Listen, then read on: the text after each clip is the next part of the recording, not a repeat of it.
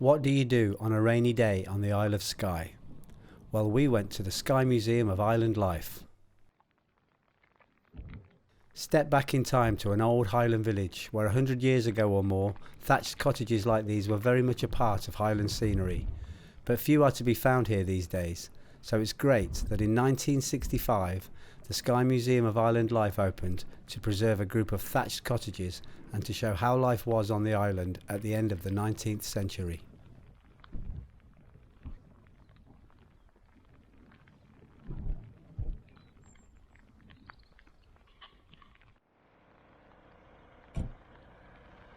This is the entrance to the museum. Don't go on a Sunday, it isn't open.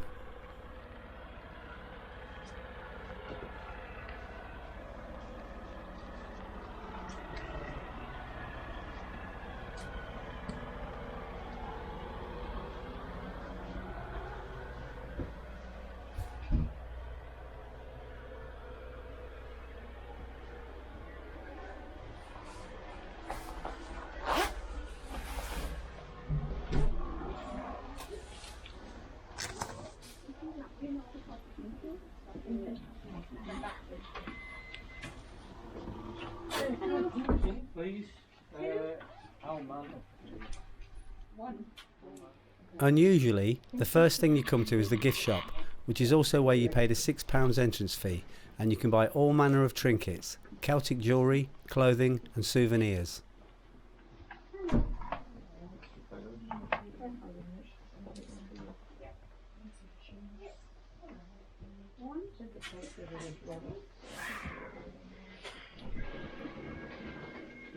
It's not a bad gift shop, it's not too expensive, and I managed to buy a few presents here to take back to England.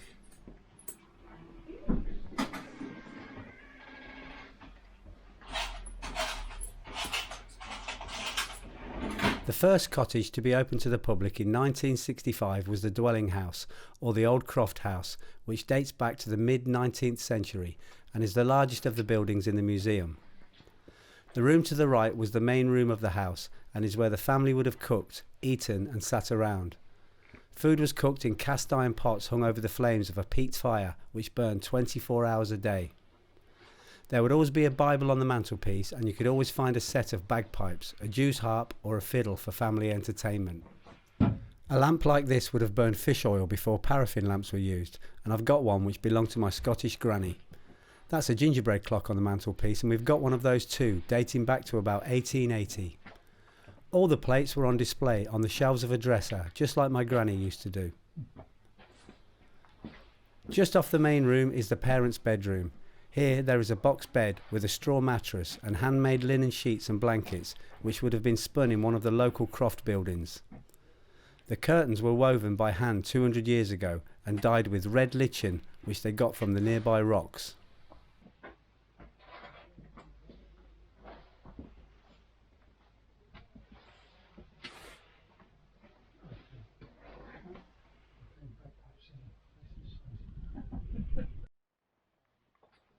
The larger bedroom was the children's room, which has 3 box beds where the children would sleep head to toe. There were wooden chests for clothing, a basin for washing, and a mirror and a candle.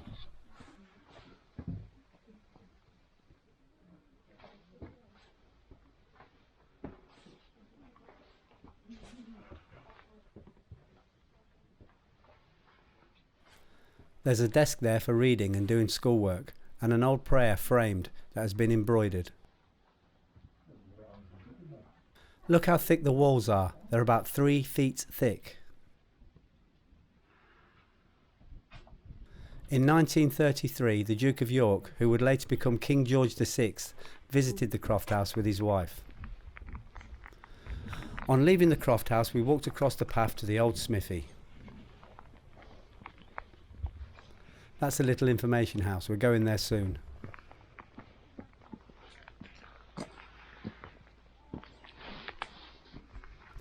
The smithy is a blacksmith's workshop where you can find a forge, a type of hearth used for heating metals, where farriery was the main occupation. This was the preparation of the horse's feet and the making of the horseshoe. Every crofter had a horse, and in spring and summer there would often be a horse in the smithy being shod. In the winter, the blacksmith would repair all types of metal objects. A smithy was found in every community of crofters and was a popular meeting place for local folk to come and discuss various matters with the smith at his anvil, making horseshoes or repairing various items.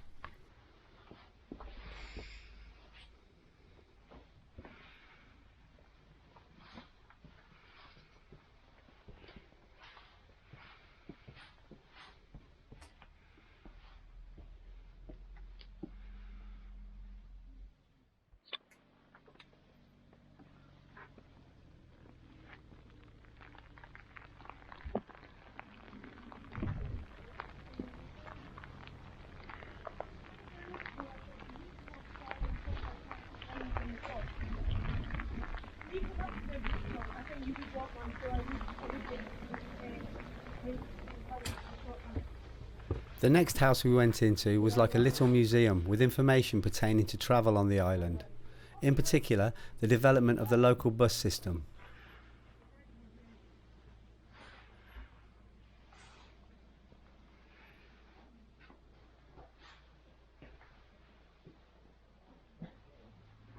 I was interested to find my family name there in amongst the different bus companies that have been in existence on the island.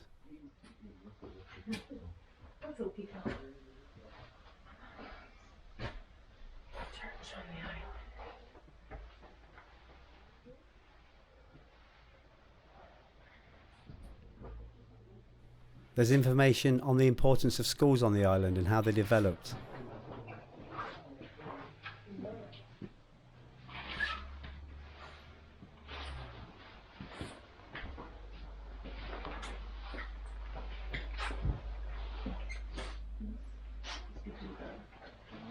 There's a soldier's uniform and facts about the Great War and World War II and how they affected the island.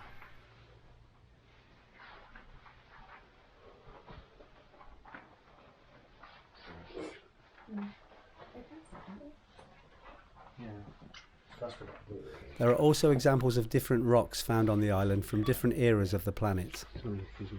Thank you.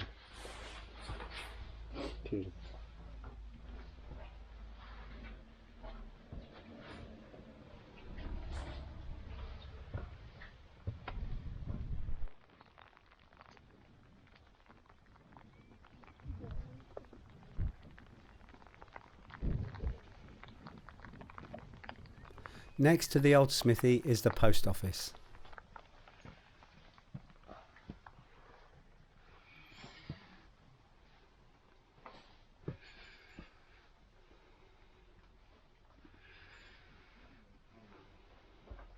It's interesting to see all the old signs and stuff.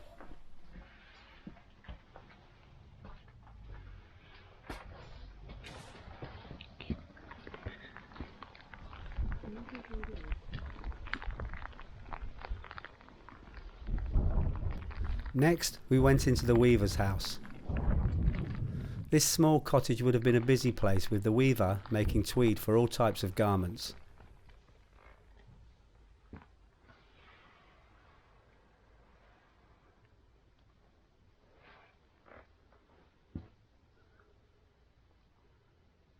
There are 3 different spinning wheels on display and a distaff over 200 years old, which is a piece of wood used to spin yarns before spinning wheels were available.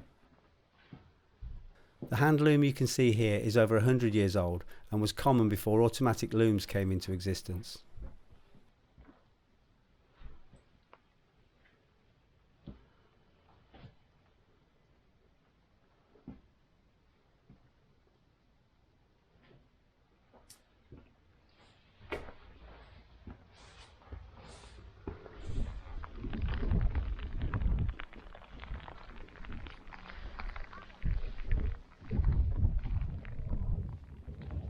Next to the weaver's house is the old barn.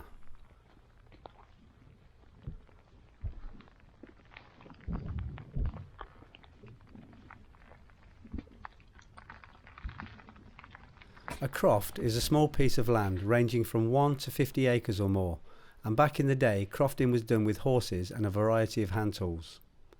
In this barn are many tools used by the crofter or the blacksmith.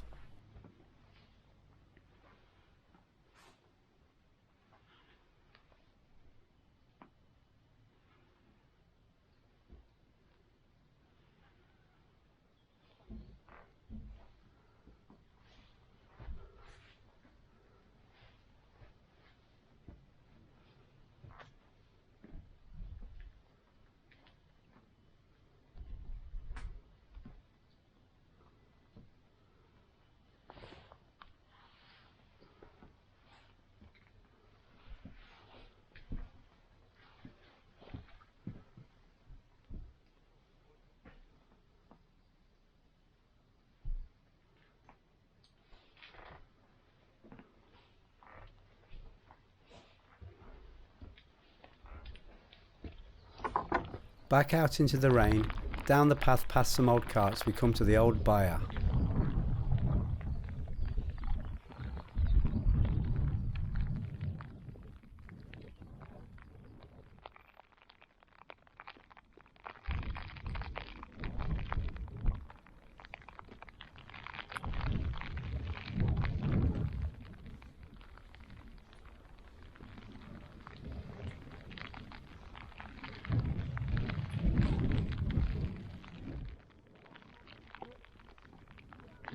The old byre is a cowshed, and in here the cow was kept and milked. There's a variety of milk jugs and information on the importance of having a cow in a croft.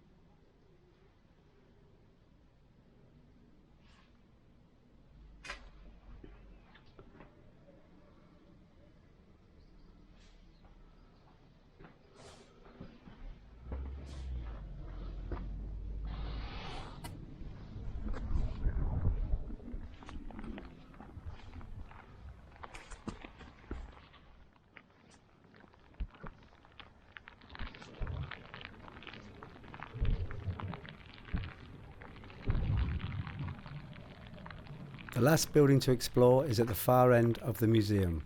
It's called the Old Sealed House.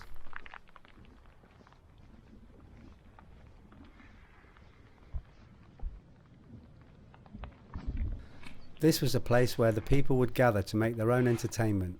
Songs would be sung and stories told around a peat fire, and a strong sense of community was developed.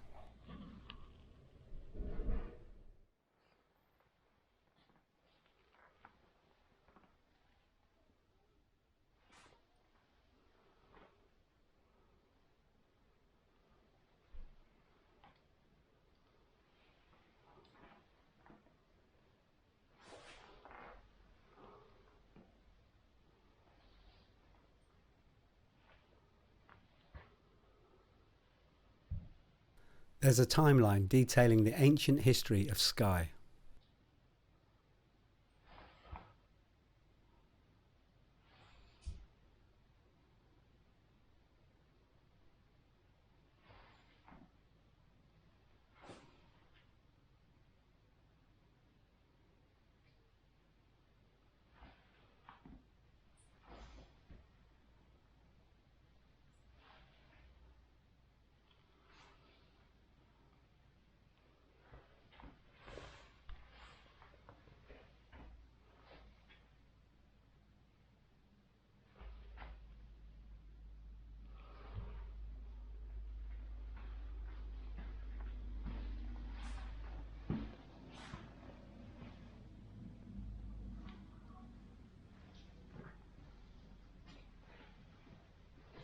At the end of the room are a couple of effigies of two famous people.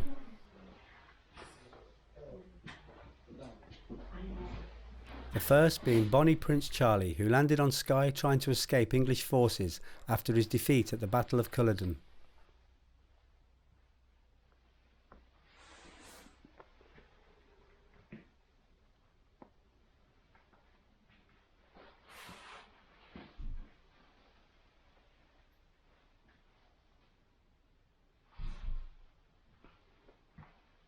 And then there is Flora MacDonald, Skye's most famous resident, who helped the prince escape by disguising the prince as her handmaid and rowing him to safety in her boat.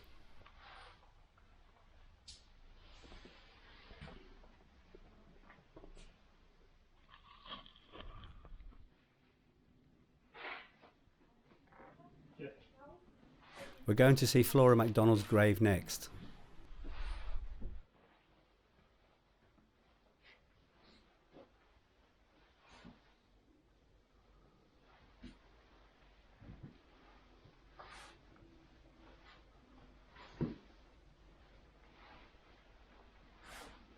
This information about the clearing of the crofters is really interesting, and we stood and read it all, trying to piece together this mad history.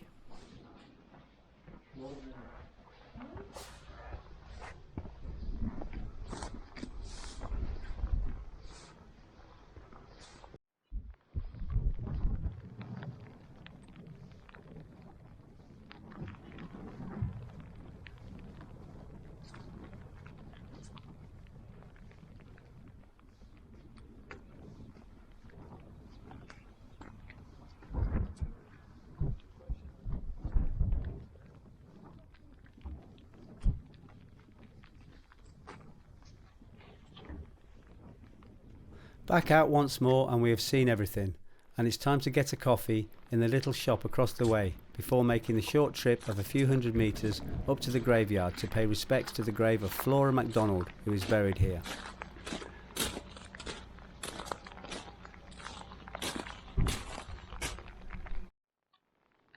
This is the graveyard where Flora MacDonald is buried, and it's easy to find her resting place as it's a big cross just as soon as you go in.